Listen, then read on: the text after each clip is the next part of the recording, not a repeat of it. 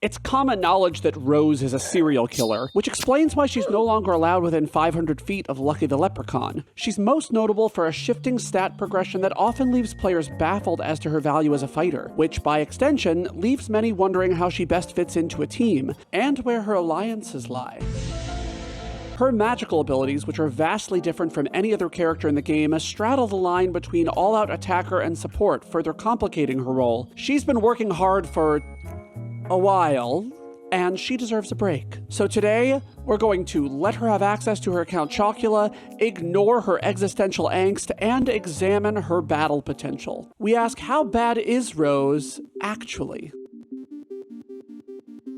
While it's clear that Rose has deep, dark secrets, her combat ability is immediately apparent when she joins the party. She's the first member of the party to have a Dragoon spirit, and she offers a ton of value to the team. And offensively, her stats start out quite strong. When she joins the party, Rose is one of 4 members and is clearly overall the strongest. She initially has higher physical strength than Dart and is on par with Lavitz. The third character she initially competes with is Shana, and Rose is definitely physically stronger. By the way, I've already made guides on these 3 characters, and I will link all 3 of them in the doodly-doo. As the story of the Legend of Dragoon unravels, so too does Rose's physical dominance. In turn, every single character except Shana develops better physical offense than Rose, even Meru. But the reason for this is not only Rose's poor stat growth, but also the poor attack stats of her weapon. Her one saving grace, however, is that she's the second character in the game to gain access to her final edition, Demon's Dance. It has a 500% attack multiplier at maximum level. Mastering this edition multiplies Rose's attack power to a point no one else can initially match. But once other characters get access to their final editions, Rose is toast. Even slower characters are able to outdamage her. Until the very end of the game, when she gets access to the Dragon Buster, she is truly physically inferior. But even then, this weapon is only available in the final boss battle, and other characters can still outdamage her overall. Haschel has higher speed and a weapon that can boost his damage substantially. Meru has perky step and a blisteringly fast speed stat, among other strengths.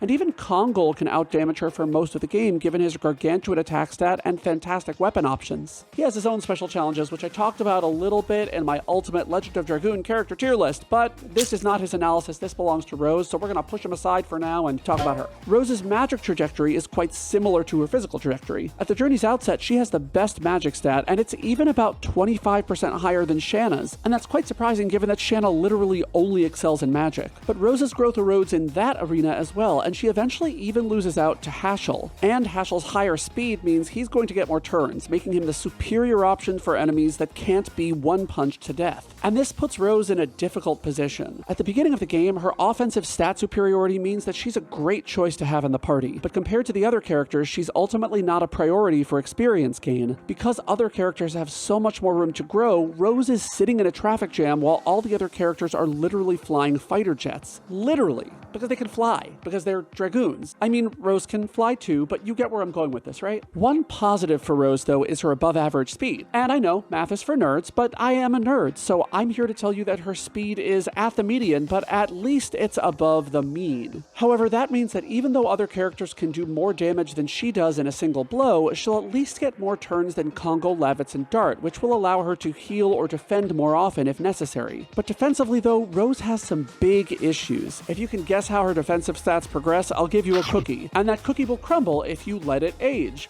Just like Rose. Rose's HP stat is terrible, the second worst in the game, and while she starts out with great defensive stats, her growth in this arena also stagnates. As with her offense, she goes from being one of the strongest to arguably the weakest. While she doesn't have the absolutely weakest stats in any category, Meru has the lowest physical defense and Kongol the lowest magic defense, the fact that she excels in neither, along with her low HP, means that she's not the one. And of course, her higher speed allows her some more chances to recover HP by defending, which is useful, but there are definitely better defensive characters to use, particularly if you know an enemy will specialize in physical or magic attacks. A specialist in physical or magical defense, like Kongol or Shana respectively, will always perform better in the right circumstance. So in human form, Rose is initially a fantastic option to use offensively on the physical or magical sides, and she can leverage her mixed statistics to take on multiple roles. But as party levels increase, she is outstripped by her comrades in every aspect, effect. She has middling offensive potential and is truly let down by her disappointing defenses and mediocre speed. She thus collapses under enemy offensive pressure and therefore cannot contribute as meaningfully to battles as her allies can after about the first quarter of the game.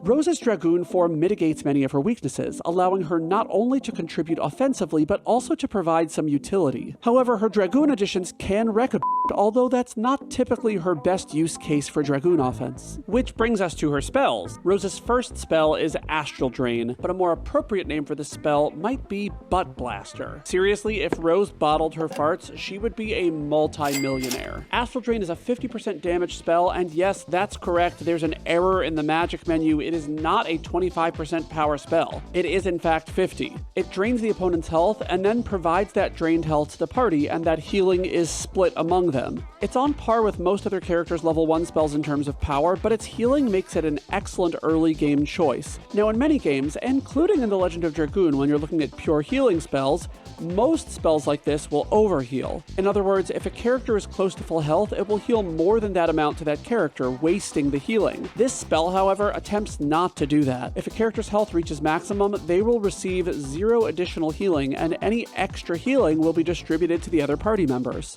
Now, this healing is not as powerful as that of Shana or Meru, particularly since it's lessened by the enemy's magic defense, but it can be very useful as an emergency measure, and the fact that it does damage at the same time is excellent. Death Dimension is Rose's level 2 spell. It's a 25% power spell that targets all enemies and causes the fear status effect. This spell is fine. I suppose the fear bonus is nice, but the fact is that most bosses are immune to fear, along with all other status effects. So on bosses at least, where you're most likely to use most if not all of your magic in optimal play, it's much better to use Astral Drain to get extra damage and some healing, or use an even more powerful spell. But unfortunately, unlike Shana, who has a far superior magic attack stat, Rose just doesn't have the firepower to use a 25% attack spell effectively. Her third spell is Demon's Gate. Rose splits herself down the vagina to create a black hole that sucks in her enemies. Now, if I had a nickel for every time I went on a Tinder date and this happened to me, well, I'd have no nickels because they'd be sucked into the black hole, and also I'd be dead.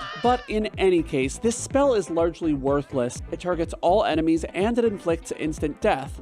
However, it uses 30 magic points, so it's not great for casual fights, and bosses are completely immune to it. Though I suppose it could get some use in the overworld, but it's definitely far better. Oh god, yawn. Well, so I suppose it could get some use in the overworld, but it's definitely far better to level Rose's additions and just use Caboose Cannon as needed to damage enemies and heal. And Rose's final spell is the Dark Dragon Summon, a 100% strength dark spell that attacks a single enemy. And this spell is honestly just okay. The problem isn't that its damage is bad. In fact, it's the most damaging spell in her arsenal, and like other dragon summons, it creates a special field that enhances its own damage markedly. Rather, the problem is that there's another character, and I'm going to talk about this character in a future review. It's a character that has lots more magic attack, 15 more speed, and a spell that does the exact same thing in the water element, Meru. And the damage that Meru can do with her dragon far outstrips this one. But I suppose if you want to use Rose, this could be a good spell to use. But, and it's a big but, and it's not blasting you this time, there are only 2 bosses in the entire game that are light elemental, and there are many that are dark elemental. This can be good, I suppose, as it means Rose will take less damage from the enemy's elemental attacks, but it also means that her magic does a lot less damage, which sucks because her dragon looks kind of badass. And the final problem is that Rose's Dragoon form, just like her human form, suffers from her mediocre speed. That means, of course, that she'll get fewer attacks than faster characters, which leads to reduced damage output and reduced healing from Astral Drain. So in Dragoon form, Rose does less physical and magical damage than other party members do. She does have some extremely limited utility, but she just isn't a great choice after the early game. So overall, how bad is Rose actually? She is an amazing early game character, boasting better damage than the other party members with almost every attack, and her booty toots have excellent utility, providing a reasonable amount of healing and doing pretty good damage. But as she gains levels, she loses statistical ground compared to other characters, almost as if something is holding her back. I wonder what that could be. I'm sure it's nothing serious. While she gets a huge boost at the very end of the game, she's a suboptimal choice when compared to the alternatives, like Haschel. And speaking of Haschel, my analysis of Haschel is definitely the next video you should watch. Thanks for watching, don't forget to like the video and have fun playing the game, bye-bye!